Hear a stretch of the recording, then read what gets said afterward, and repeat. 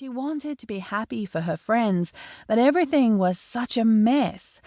And she'd been putting off this confrontation, partly because the couple of times she'd actually gotten her nerve up to confront the man, it was only to find he was off in some foreign land. How the hell was he looking after her niece Lulu if he wasn't even in the same country? "Hey," Summer said, interrupting her bad thoughts. "Things will work out." "Yes," Reagan added, "they will. So get that scowl off your face. It doesn't go with your pretty dress." She glanced down at herself and felt her scowl deepen. She was wearing a white sundress printed with blue flowers that she'd borrowed from Reagan. It wasn't her style. And a real honest-to-God cardigan, also borrowed, over the top.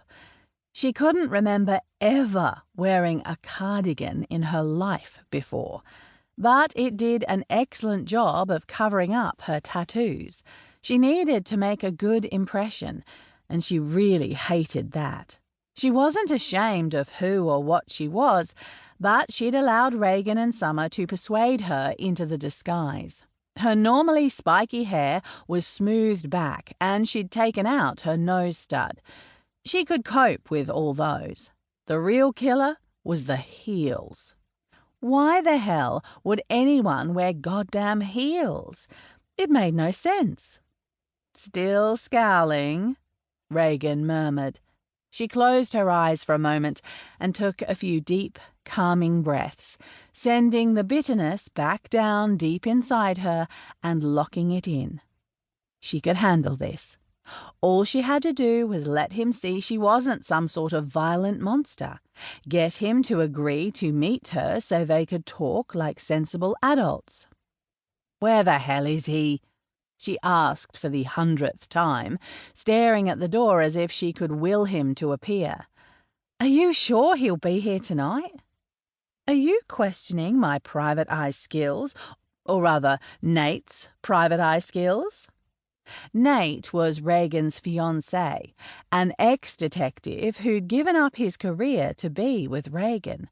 They were in the process of setting up a security company together, and Nate had done a little checking into Captain Matthew Peterson for her.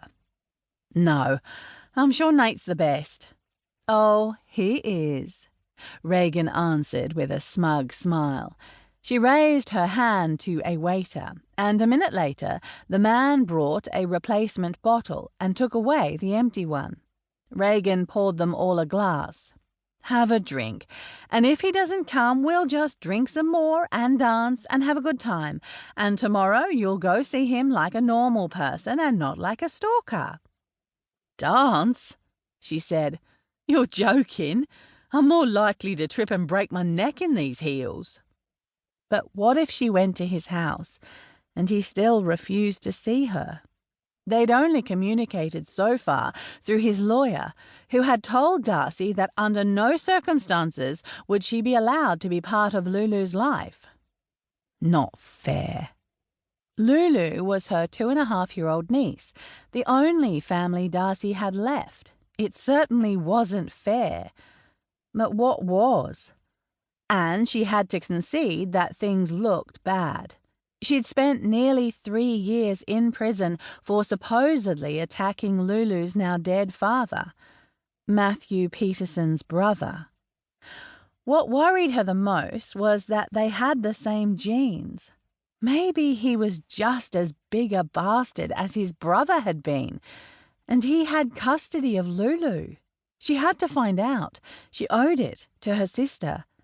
And once she had, maybe she could put this all behind her and learn how to move on.